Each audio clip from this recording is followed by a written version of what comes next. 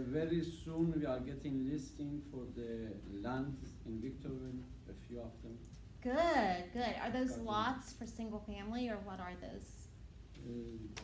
Those are just land, Just land, okay. commercial land. All right, cool.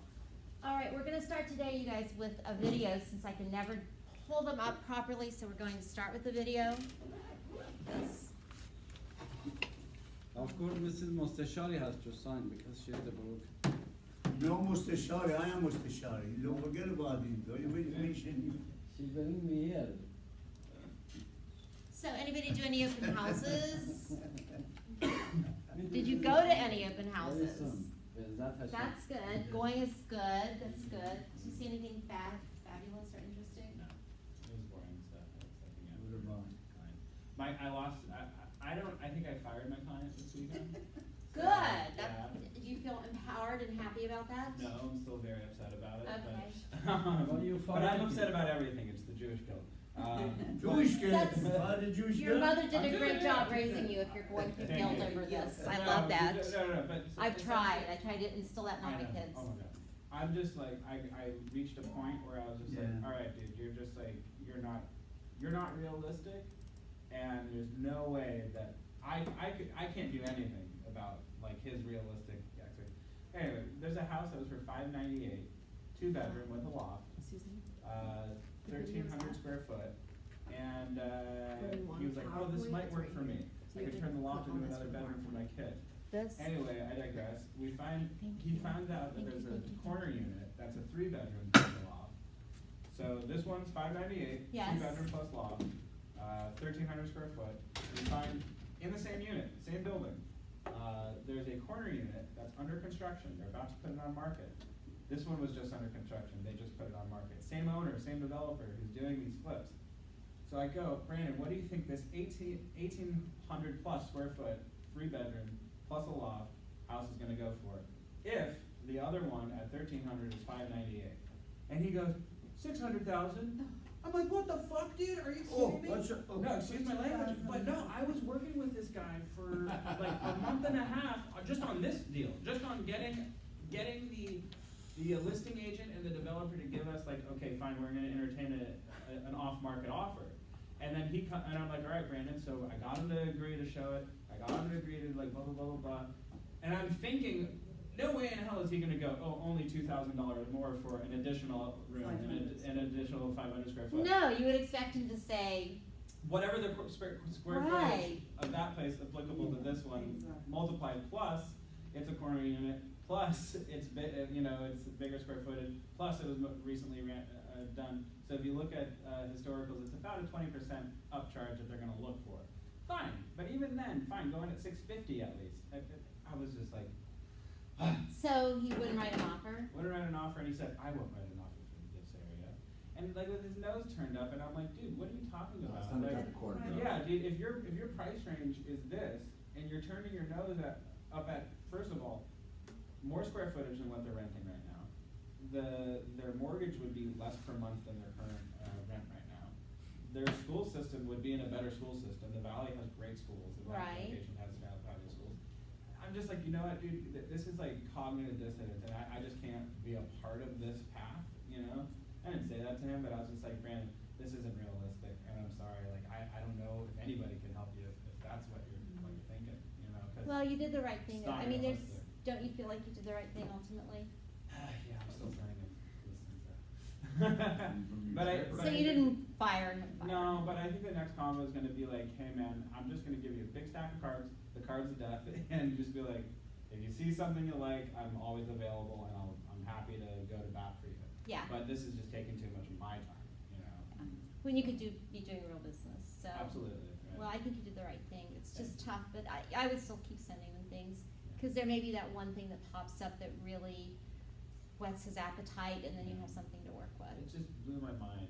I've never had somebody who's so well, they were qualified for making an offer on these places, knowing what they can go up to. And it was just, I've never had a client who looked at all the data, who's an analytical kind of person. It's like they're like, I wanna buy a house for my financial future. I'm tired of just throwing money away. I'm tired of doing this. Well, it sounds like it's your kid's school district that's really the important but going back and forth over a course of 2 years is just, I can't do it. 2 2 years? years. Yeah. Oh, you've smokes. invested way too Don't much. waste your The time. problem is now, it's like, you cut your losses, I guess so. Yeah, I mean, So- it's not, and what really bothers me is if I drive out to someplace to see him. That's the only thing that bothers me. And, you know, that day I was like, I'm not coming out to see you, I'm not coming out to see you, I got some more important shit to do, basically. He's like, no, man, I'm really like, and I listened, and he did it again, and I'm like, you know what? So he recognized your frustration already? I would assume so. In terms of like you being resistant to even going out to see him? Yeah, I was like, I got stuff that I gotta do, I have other things planned, like, I'm so sorry, like, I can't make it this day, you know, it have to be, you know, you can go yourself, and let me know what you think. He's like, no, but like, it's right next door to that one place that we really like that you've been working on for over a month trying to get, you know, whatever, and that's why we did it, and, Well, go lick your wounds. Yes, yeah. Pick yourself up and say next. Time for next. Yes, yeah. Okay, so today we're gonna be talking about negotiations and going back and forth on negotiations and how the best way is to handle this. And we're gonna start with the video this morning because I can never get them up properly. So Marissa was kind enough to put it up for us. So we're gonna go ahead and start with the video. Let me get some lights off so we can see it. Is everybody happy today on Monday? I'm feeling great, Happy Monday? personally. Good, How about you? really good. Good. Just got 2 offers on a property, and I think I'm getting 1 more, so. Look at you. Well, I hope, well, they're not Look great at you offers, they're shining. not great offers, but we'll see what Are they happens, below? right?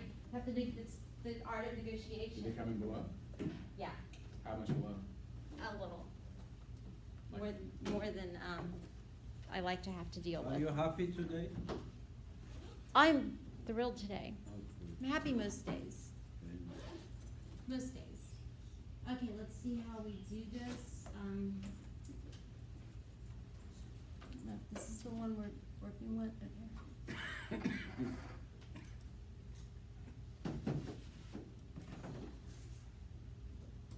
Okay, I'm where's- Josh Oh, there we Anderson go, okay, cool. from Nashville, Tennessee. I've been with Keller Williams since 2006.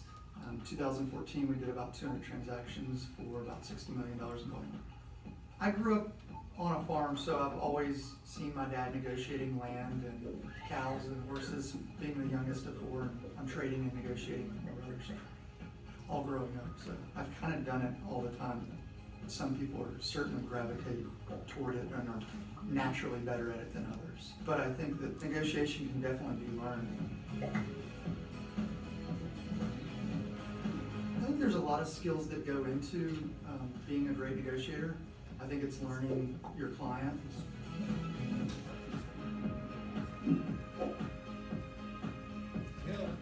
Instead of kind of assuming that you know what's important to them, really asking a lot of questions and letting them tell you what they need or want, and then speaking to the other agent and finding out what's most important to their client. And there's some agents that just don't give any. When I have an agent that I'm dealing with that's very tight-lipped, I just keep asking questions, and they give me information that they might not have otherwise given, whether it's a divorce or a death, or it's just they got relocated to some other city. And I think if you're really listening and being intentional and purposeful about listening, you'll find out exactly what's important to them or what they have to have.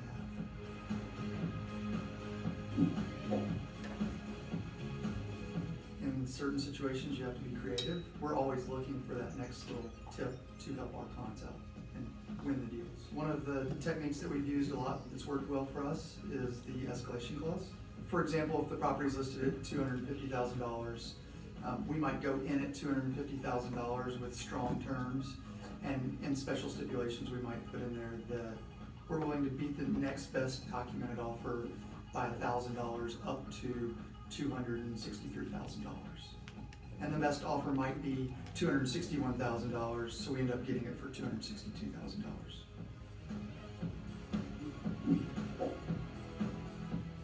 From a client standpoint, be willing to have a real conversation with your clients. And it's not us just being realtors for them, it's us consulting and advising and really telling them, if you really want this property, here's what you have to do to get it. Everybody's got a different way of how they would negotiate. And networking with other Keller Williams agents around the country, the more you hear it, the more ideas you get. And then you end up gearing it towards you and what you think is going to work best for you and your clients. A lot of it comes down to experience, and I think the more deals you do, the more comfortable you get with it. If you can step back from every transaction and learn something, you're going to get really good over time. So what do you think, guys? Any ahas in that? It's his tonality. It is Surprisingly enough, that's what sold me. Everything you said was fabulous. Those are really good tips. But I actually really liked his tonality. Oh, you did? What? He's calm and confident. Very calm, yeah. Very calm, very confident. It's kind of like a very alpha kind of thing, you know. I'm not fazed by this conversation. This is just we're talking over a cup of coffee.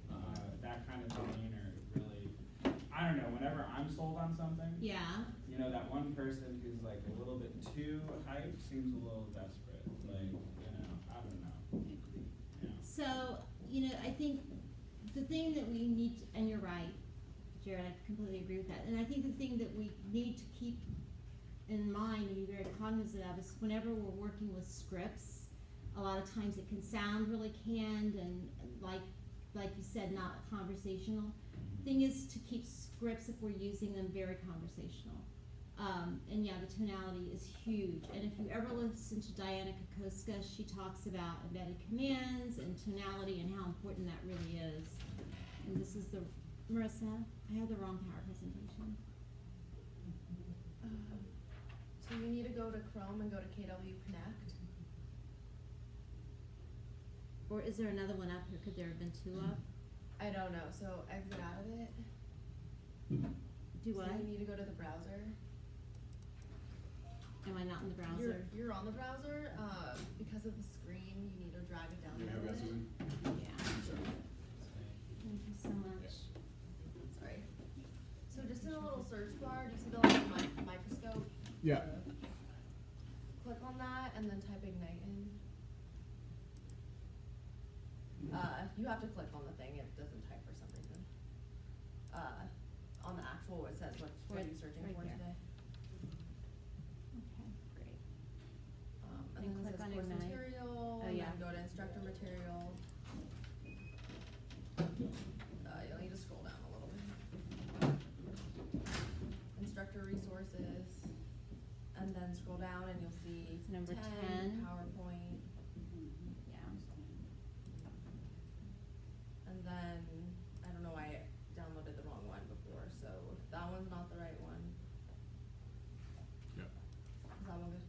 This is it. Thank you Okay. so much. Thank you, thank you, thank you. Okay, today we're going to talk about negotiating the deal. Do you like the lights on or off, guys? Or half on, Leave half it off? on, right? Whenever you are comfortable. What, how are you guys comfortable? Because you're in the back in the You are dark. the teacher. You see the light. See the light, yes. So how many of you have actually negotiated a deal? Tried my best at one not too long ago. It didn't come together? No, it was fine. It was fine.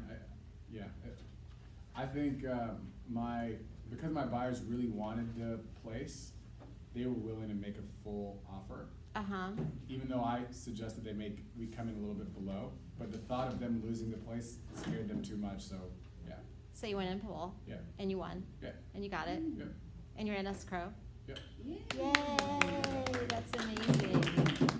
So you can teach the class. Yeah. How about that? So negotiating the deal is huge because we get to, this is what we've led up to, is we show the house and we're talking about buyers with this right now. We're gonna talk about sellers and they're ready to write the offer. We write the offer and then we go into negotiations. I think the biggest part of negotiating a deal is trying to understand what the other side wants. Yep. What's the objective for the other side? Now, there's two things for me, one of which, I don't know if this one's the right way to do it. But in a nice way, if I feel the listing is well overpriced, in a nice way, I'll try to cast doubt. I'll try to word my questionings and my conversations so the agent will verbally cast doubt on the price of their own listing. And that's very tricky to do, to get them to think that they're the ones who, yeah, it might be a little overpriced. I got them to say that through a line of prompts that I was, planting little seeds that they don't realize, but I'm trying to get them to say, Yeah, I understand all the, there was an agent in our office, actually. I felt the listing was a little bit too high. We didn't get it, and they ended up selling it. But for a moment there, they were going to their clients like, hey, blah, blah, blah, blah, blah, blah, blah, blah, blah. And they ended up getting a higher offer though, but they wanted to get their clients to accept my offer because I casted a lot of doubt on the price of their own listing, and surprisingly enough. Now, that could backfire horribly. It could, but you're negotiating. Yeah. So when you're negotiating and you've got a buyer who wants a particular price, Yeah. is it your fiduciary responsibility to try to get it for them? Yeah. Honestly, Yeah. in an honest way. So if you were working with numbers and the numbers gave a picture of something other than what the listing agent had, you were totally doing the right Yeah. thing and exactly what you should have done. So, let's see what we got going on here. I just opened this. We're getting started so late, we're going to skip through some of the stuff. Okay, so whenever you're negotiating, some of the things that they recommend, do you guys have your books in front of you, or, okay, we're on page 12. And it says to always be professional. Remember that your goal is a signed contract. That's what you're driving towards. Because whenever you're negotiating with a buyer to purchase a house or a seller to sell a house, if you don't have a signed contract in the end, what have you done? Nothing. And so everybody loses, really, if you can't try to work through that somehow. Control what you say to anyone involved in the transaction. If you create anxiety in your client or other parties, you are reducing their leverage in negotiations. How important is that? It's so critically important. I'm trying to get this thing situated right. So, it's so critically important because you always have to stay calm, and you have to not have doubt with your client. You can have doubt with the other agent when you're talking to them to create doubt in their minds about where they are, price-wise, etc. But never, ever do anything that creates any kind of anxiety in your client, because then it's a real problem. Our job is to keep them calm, work them through it. I understand how you feel, but I'm not gonna feel the same way you are, because and you may, but, I understand how you feel, and you may be feeling the same way, but you have to get them through the process effectively, and that's the best way to do it. Yeah, I had a client going nuts on me over something, and she goes like, "Why are you freaking out?" And I'm like, "Because it's my job not to. If I was freaking out, I'd make a bad decision. Yeah. And you don't want me to freak out. You want me to be calm. So she actually asked you that? Yeah. And she was like, "Oh, okay, you're right." Like, Aren't you very, glad I'm not very- freaking out? very Then we'd quickly, both be in a very mess. quickly, yeah. It happens, oh my gosh.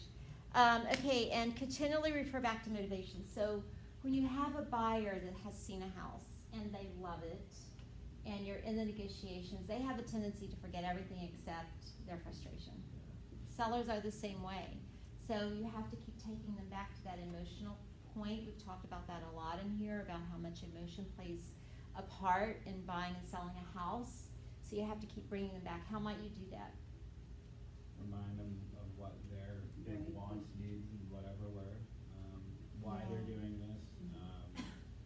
What's an emotional statement you might say to a buyer when things start to get, well, I just don't want to go another $1,000 or $10,000 or whatever. Do you want to lose this place and the possibility for your child to go to this school, or to have these pool parties, or whatever it is that they're most interested in for the sake of $1,000? Perfect. You're an actor. So do that to me in an improv that I'm the buyer and I don't want to buy, and be emotional about it. Create emotion for me. And It's a what you positive, gave. like create like Emotion calm to you make down? me want to do something. Sure. I don't want to go higher. I just don't want to go higher. So what's the primary issue? You just don't want to spend the extra $1,000? Right. Because I Okay. don't think they deserve it. Well, I think what's most important is that we want to do what's best for you, and in this case, we want to preserve whatever dollars that you have because you've worked hard for it. But when you think about your son that you told me about, and the fact that you've envisioned all these parties that you want to throw from in the backyard, that pool is perfect for all of his friends. You told me about his friend Eric, right? Yeah. And the way we could already envision them sliding down that water slide. So would we really wanna compromise all those things that we might be able to find somewhere else, but we're not entirely sure if we can? You know, Great response. You created emotion in me. Now I wanna buy it. I do. So you have to go back and go to that. You know, Well, don't let's be go so to business community. all the time. Get on this emotional level with them, create for them what it is they said that they wanted. Isaac, did you have something to say? You're just joking, I said, let's go close this. Oh, okay, let's do I it. mean, Let's do it. I'd say if somebody were saying to me about $1,000 and they don't deserve it or et cetera, like, I understand that, but you deserve this place. And I understand that you're concerned about spending an additional $1,000 that you didn't anticipate, but if I'm correct, your rent is double that. I don't think you should have to spend it, but if it were up to me and I were in your position, I'd rather spend an extra $1,000 knowing that I'm gonna own something when this is all said and done, and not have to pay another $2,000 in rent. I agree, they don't deserve it, but you do deserve this house, so I don't I want buy you to that. make a bad decision, I buy that. based Yeah. on emotion. Yeah, you know. based on emotion. So Give the keep- man an award.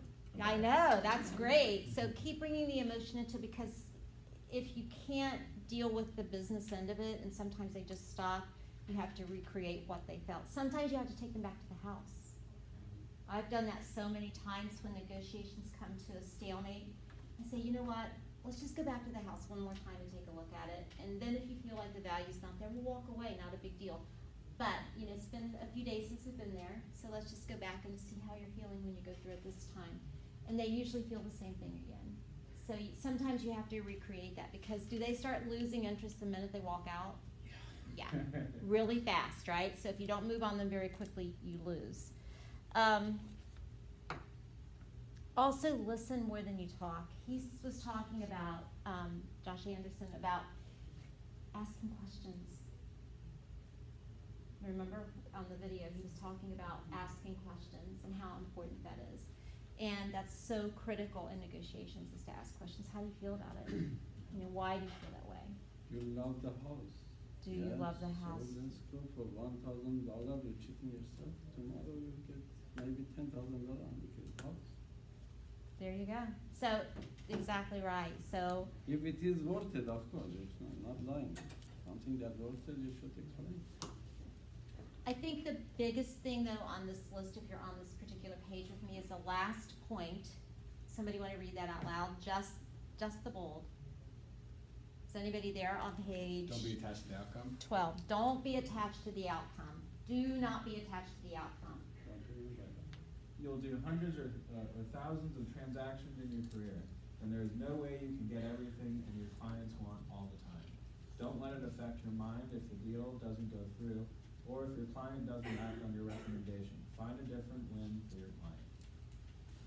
And that's a lesson for me. Oh boy, it's a lesson for all of us. You know, there's so much put into that one little paragraph that probably is the epitome, as I think through it, of real estate and us as real estate agents. What attaches us to the outcome? There's so many things. One is, if you're doing one deal, how attached are you to that outcome? Very. Very attached to that outcome, because you want it to work, right? And you're willing to do just about anything to make that deal happen. If you had 10 deals, do you think you would be that attached to that outcome? No. No. And that's what I do all the time with myself. I ask, when I compare myself to other big agents, would I be freaking out if I had 12 listings right now? No, you If the wouldn't, answer is because no, then I need to calm myself down. calm yourself down. How else do we attach ourselves to the outcome, which can be really brutal for us, the client, and hurt all of us? My own personal expectations. I don't know. Yeah, and do you apply this to the client though? I mean, when we all have personal expectations, how do you deal with that with the client? Tough sometimes. Sometimes you have to even order to them to buy it because it's good place for you. I think it's good future. You love the house, buy it. I'm telling you. If it is worth it, of course. It's Yeah. not worth it, No, I'm I not think, saying. right, if it's honest and it's coming from, Yeah, and honestly, you know it's you know. good value, of course. But you also can't be attached to the outcome. I see a lot of agents, you wanted to get a good deal for your client. Would it have been a good deal for them had they lost that house? No, actually, No, it would not have. What if you had pushed your position? Did you push your position? no. Good. What if you had? then that might create a sense of unnecessary pressure that makes them second guess everything too. Yeah, and would that be because you're attached to the outcome because you want to negotiate a great deal, right? Right. Can't be attached to the outcome, you just attach yourself to the process. Yeah. And that's something to learn all the way across the board in real estate, whenever we're making our cold calls, when we're doing our door knocking, when we're doing all of the things that we do every day. It's the process. It's all about the process, and if the process is correct, and you're perfecting it as you go on, the outcome will be exactly as you wish most of the time. Also, people just don't like, regardless of talking about houses or whatever else, people don't like feeling cornered into anything, you know? So if you just like are pushing them, then that pressure can be felt, even if it's subtle, it's not a good look at all.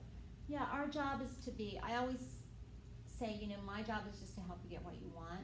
It's your decision what you want. Yeah. You have to tell me how you're feeling about it, what you like, what you don't like. If this is what you want, that's my job to help you make it happen. If it's not what you want, it's my job to not make it happen for you. So then you move on. And I and do think something part of else. what it means to have our client's best interest as fiduciaries is to genuinely remove our self-interest from the equation. You know, we shouldn't be thinking from that lens if we're really trying to represent our buyers or sellers. It's critical that we do that, and that's really smart. How hard is that to do? Sometimes it is hard when you have certain things that you're aligning yourself with or expecting, you know, but. It's really hard.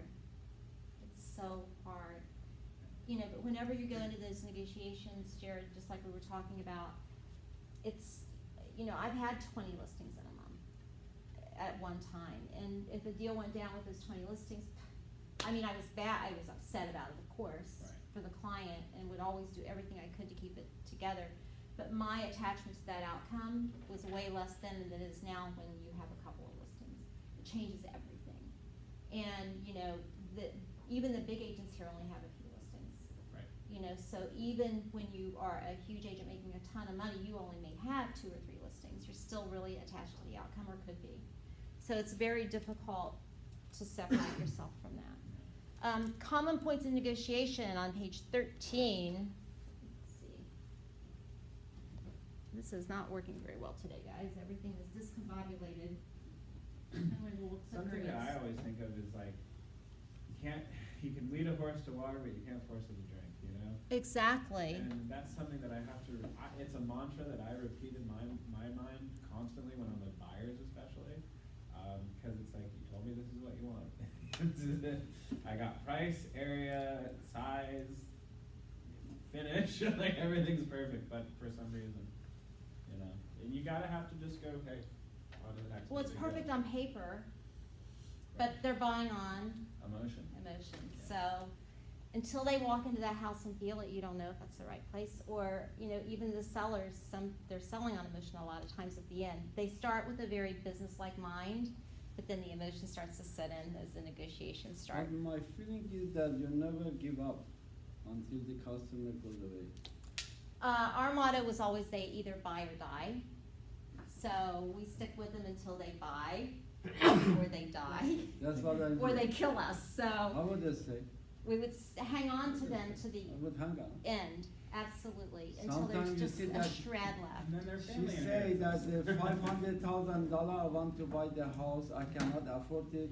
After 1 month, 2 months, you will see that she comes with 700,000. That's Sure. why, you know, I know with the Iranian people, basically is that way, you know. You never give up for the customer. They want to buy, you know, put some time for them. We don't lose nothing. Never, never, Customer never is brilliant. give up. It's gold.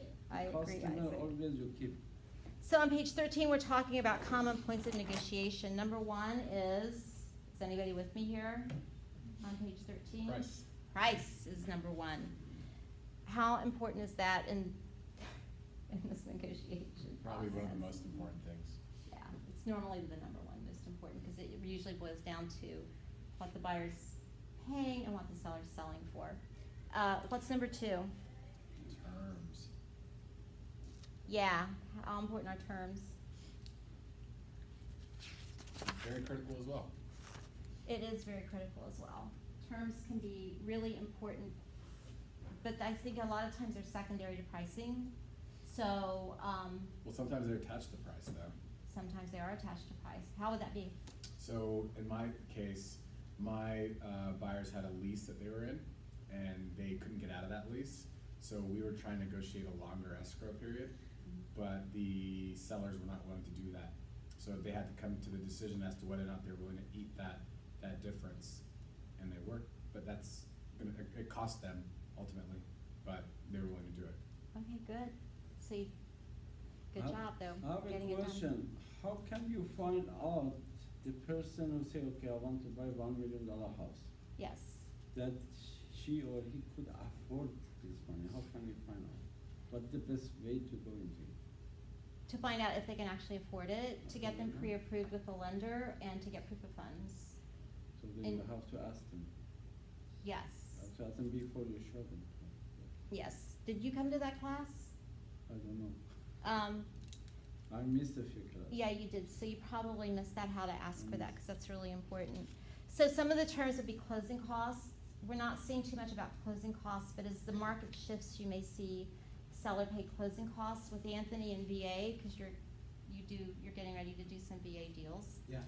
Closing costs are very prominent in VA deals and sometimes in FHA for the seller to pay closing costs.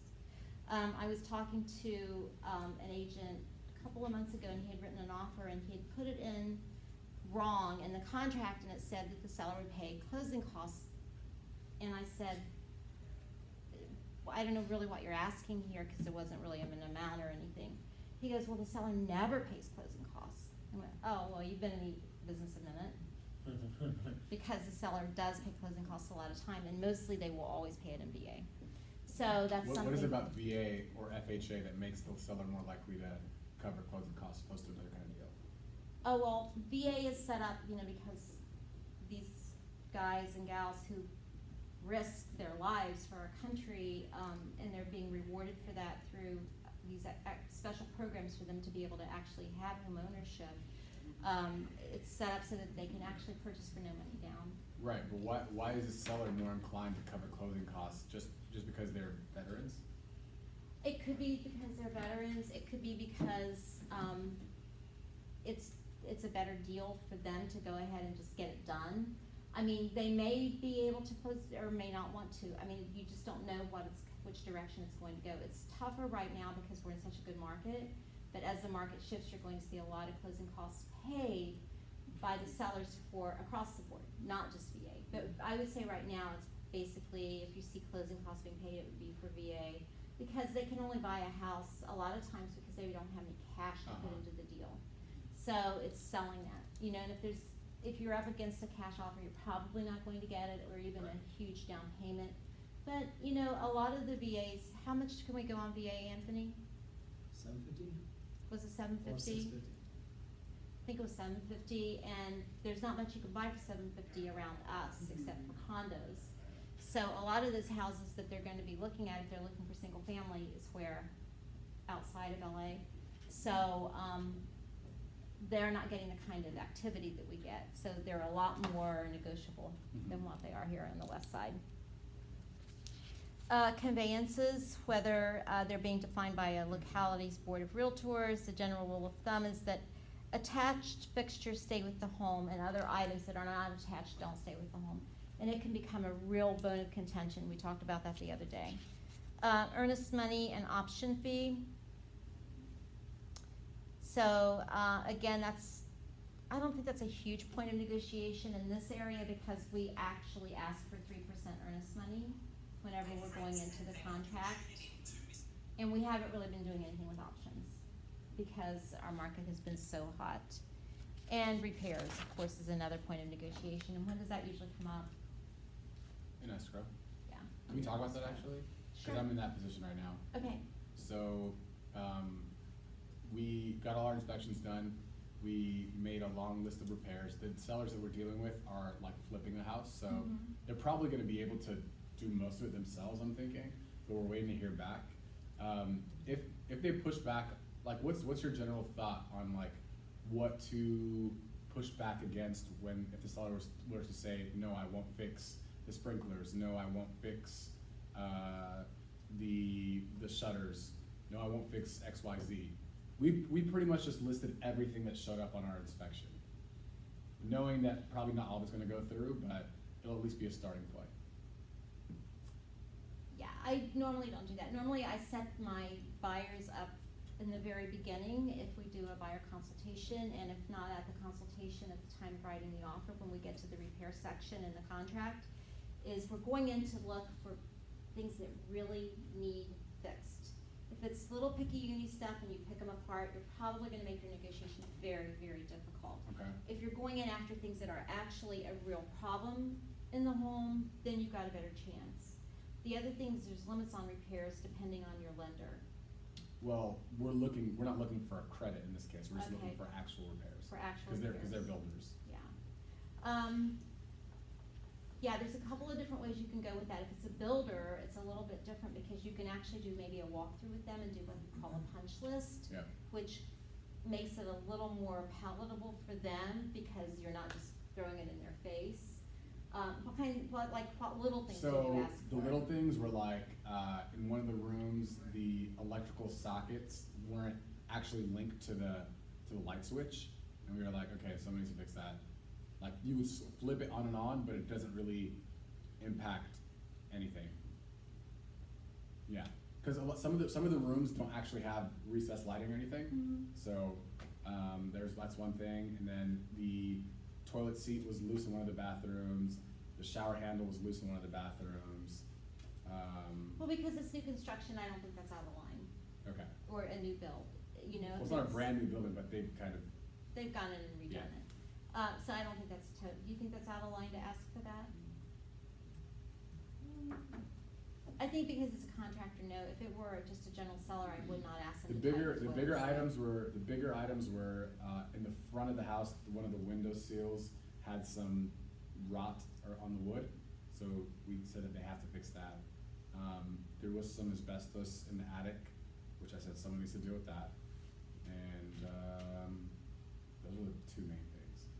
Okay, were you very specific on the asbestos and how it would be dealt with? I said that they need to bring in someone to inspect it further to see if it's an actual issue. Okay, good, yeah. How about if you ask the seller reduce the price?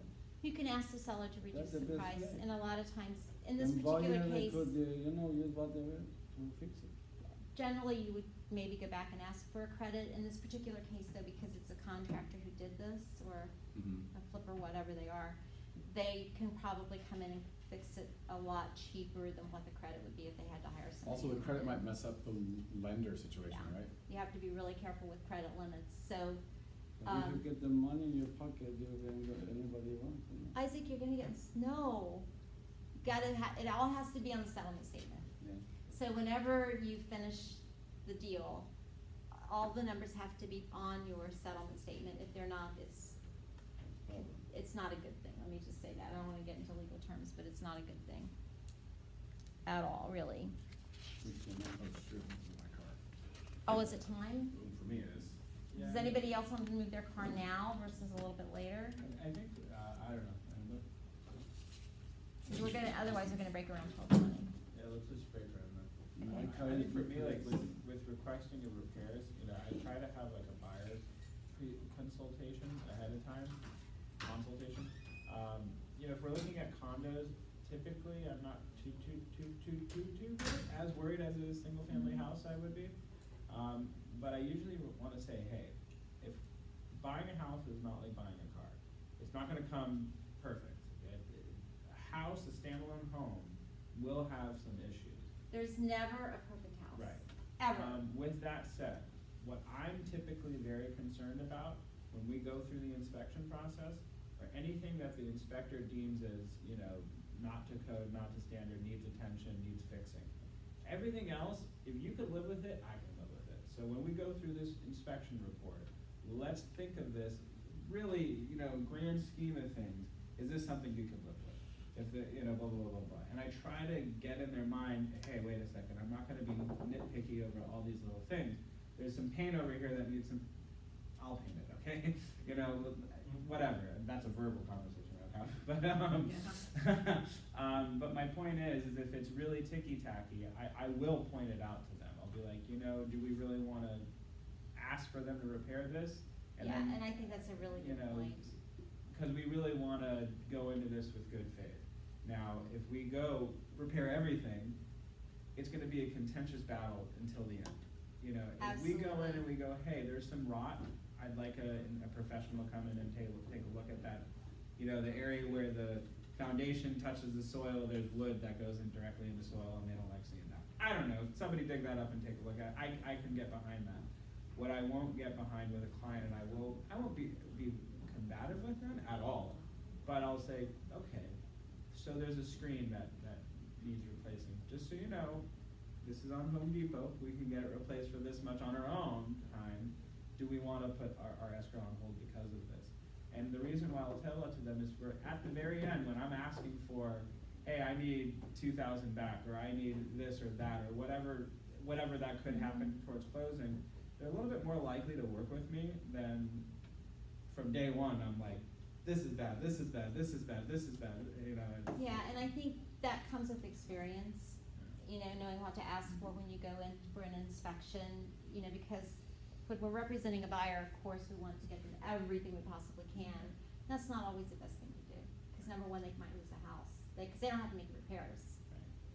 They can just say no to everything. And that's, I also tell them, homes come as is. It would be lovely if they will do all the, you know, repairs that we're asking for, but keep in mind, it's well within their right to say no, and it's well within our right, and a really good tactic to say, fine, we'll walk unless you sign off on these whatchamacallits. Don't be scared to walk away from the table. You know, if you're in escrow and you're the buyer and you're qualified, play that game. Yeah. You gotta tell your clients, we will lose this if they play chicken with us. But, you know, if they go, we're not gonna respond to this, fine, great, we're not gonna close. And anyway, well, usually cave. Yeah, but the repairs is probably a really big piece of the negotiation. Yeah. It's huge, and a lot of it's the way the contracts in California are written. You guys that have been here with me, you know how much I hate the contracts here. Most of the states say latent defects, material defects, yeah, ask for repairs. And I mean, it kind of points out in there that that's really what you should ask for. And you really need a reason in most states to walk away from a repair that needs to be done that's not going to get fixed or whatever with that. But here, you can walk away for any reason. So, you know, it's a really scary period when you're going through that 17-day or whatever you make it, 10-day inspection Let me period. ask you, if you were on the listing side and we did an inspection and that you found there was like mold, Mhm. you're the listing agent, I'm the buyer, and we find that there actually is 100% there is some mold, and I go, if you don't do this, we're out. I would imagine on the listing side, you go, hey, buyer or seller of mine, this is now public knowledge. Yeah. Do we wanna go back on market with this being public knowledge and of falling out of escrow? No. We might wanna come up to their demands. So I mean, as an agent, be savvy. There are certain things that you can go after. Well, yeah, and especially something like mold, asbestos, you know, things like that that are definitely health issues or potentially health issues. Yeah. Asbestos isn't a problem unless it's tampered with or it's flaking or peeling. You know, so that's kind of a gray area, but definitely mold is a huge issue. So yeah, you would go back and say, you're either gonna pay now or pay later. You know, it's your Right. choice. Yeah. Right now you have a buyer that's willing to go ahead with it. You're gonna have to pay now. If they don't go ahead with it, you're gonna have to pay later. So, and you might get less money once you have to disclose it. Usually they say every house has a mold. Now, to have a mold inspection, I mean, usually costs a lot of money. The seller said, bring a mold inspector to see. I don't think there is a mold in here. I mean, you have to bring your mold inspection also, do you think so? Knowing that every house has a mold, or you, Well, I think it's a process, and if you have the physical inspection and that inspector sees Oh, it's just, potential yeah. of some, whatever it is, mold, asbestos, Mhm. sewer issues, and he asks for an expert to come in, then you go on with your due diligence and continue. Just to have a mold inspection done on every house, I don't see any We don't reason to see do that, do any, you yeah. guys? Yeah. No. There are a couple like really lethal like buyer agents that I know of who will do a huge inspection process just so they can go, you gotta give me money back now. Now, people don't like those agents, so, and they know those agents ahead of time. So really pick what listings you do that on. If you got a big trophy property and you're trying to get a client for life, maybe, but I don't know. But it does become a precarious situation when you're dealing with inspections. Is there more money in residential or commercial? Is there what? Is there more money in residential area or in commercial? In the money you make, Yeah. in your pocket? With agent. I think it depends on who you are and what you're doing and how good you are at what you do. How many you sell? If you're a How many you commercial sell? holdings firm that And you do works everything. nationally, then yeah, you'll get a lot more money doing that. Now, if you're just an agent who works locally in commercial, I actually think residential could be more lucrative. You get higher commissions, and plus, the price of some of these homes are going for the same price as commercial buildings. You If have not to know more. what you are doing, you have to have a new listing, because most of the listing is in the LoopNet or CalStar.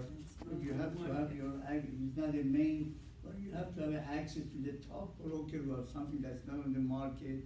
You have to know the market, but there is money in it, but you have to, it takes a long time, it takes a few years. If you're talking about a commercial apartment, that's something possibility, you know. Yeah. That's a little bit accessible than the regular shopping center or thing like that. And nowadays, with everything, there is so much vacancy. You know, everybody's going out of due to how much Beverly Doing Hills an and ROI on Westfield Shopping Mall was probably a nightmare. I mean, I can imagine that. Oh It's- my god. Okay, let's stay on task here, guys, because right now we're gonna talk about the 3 Ps approach, which is on page 14. Prepare, present, and position, and it talks on page 14 about the preparation and how that's the key to building confidence and ensuring a smooth negotiation process. Because if you go in there and you're not sure of yourself, what's that gonna do to the negotiation? It's not gonna be good. Yeah.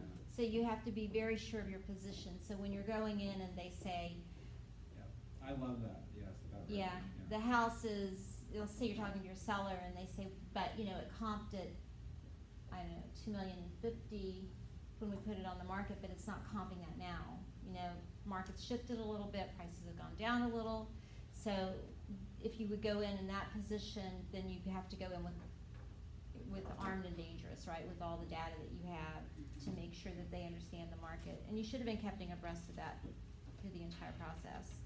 So, knowing your goal of reaching a win-win agreement and both buyer and seller are satisfied with the outcome, remind your client of their motivation for moving or buying the house, and when the contract closes, that they'll be able to move on with their lives, which is also a huge, huge piece of it. You know, because they don't want to stay tied up in a negotiation or in limbo forever. You know, they want to know where they're going and what they're doing. Know your client. Make sure you fully understand your client's goals. Learn the areas in which they are willing to negotiate and where they will stand firm. Generally, if it's a seller, it's going to be price more than anything. Think ahead. Anticipate what the other party wants out of the negotiation. Write down how you think they may counter and how you plan to handle it. So sometimes you'll ask, I've asked clients before, if I have the seller and the buyer comes in with a really low offer, do your people like to negotiate? Because there are people that just want to negotiate the deal. You know, they don't want to just jump right to their numbers, so you're going to have to play the game. You're going to have to go up 30,000 and 30,000 and 50,000 to get where you need to be. But is it worth it to play the game sometimes? It really is, because a lot of times you can end up where you need to be if you do it. But it's give and take on both parties if you're trying to come together on pricing and other items as well. Set clear expectations prior to meeting with the other party. Set clear and realistic expectations with your client, and then under-promise and over-deliver. Stress the importance of moving quickly to create a sense of urgency. Part of setting clear expectations with your client is being clear that win-lose agreements are likely to be rejected by the other side. To set yourself up for success, make it a win-win. On page 15, be informed. Making a counter offer, it's good practice to speak with other agents and ask open-ended questions and use active listening to find out as much as you can about the other party and their agent.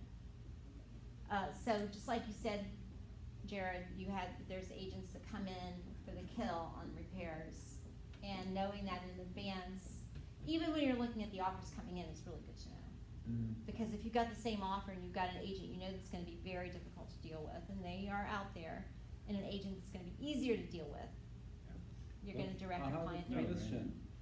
Do you think if you give them too many offers, they might be, they don't account on you anymore, they say, oh, this is the offer no good. That's what I mean. I think the best way is to make sure the offer is the right offer to present to the people. Well, if you can, but a lot of times, you're talking about buyer presenting to the seller, or, Yeah, from buyer to the seller. yeah, so a lot of times the buyer's unrealistic though, and they'll just throw a number out to try, and it's up to you to present all offers and to present your client, and even a lot of times they won't wanna go forward, but you have to present anyway, right anyway, if they tell you that's what they want, cause what if they get it? You see, I have one question, you are the seller. Mm-hmm. And you see 3-4 times, I'm the agent, I bring you the offer and nothing happens, you see, he's not, this agent is lazy, not reliable. That is a dangerous way also, you understand? Well, that's what's That going is to my happen thinking, I because, don't, maybe I'm wrong, but I'm asking you. you're right, but how do you control that? It depends, you know, it depends how you act with the buyer and how you act with the seller. You have to show you are a smart person, not just whoever you offer come. Right, and you're trying to represent their best interest, so you have to be really informed when you go back to them, that's what you're saying, right? Exactly, that's what I mean. Yeah, but sometimes it's out of your control. I mean, you can be really informed working with the seller, but what you're bringing to them is sometimes out of your control. If you have another agent that writes a really low offer that you have to present to your sellers, what do you do with that? So what I do, I go to the seller, invite him for lunch, and say, okay, the buyer he wants, you know, to give this offer, what do you think? Your wife would like to do this or not? If he say okay, then it's different. But if just I take the offer to them, that's, Yeah, and it's a tough position to be in sometimes. very hard, I know that. If the offers come in and they're low and you if have you to deal love with money, it. you make it, don't worry, just be aggressive. Really, if you love money, you make it. Be honest. I love that, and if you money. love money, you will make it. Love money, be honest. I promise Do you love money though? That's what I wanna know.